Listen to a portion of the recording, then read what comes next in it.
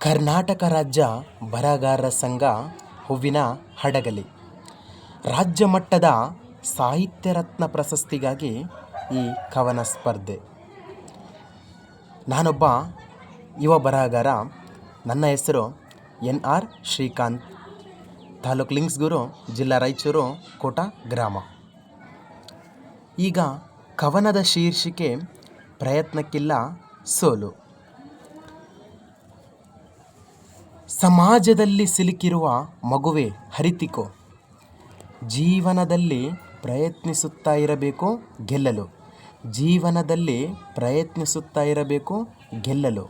ಪ್ರಯತ್ನಿಸದಿದ್ದರೆ ನಿನ್ನ ಮುಂದಿನ ಜೀವನವೇ ಕತ್ತಲು.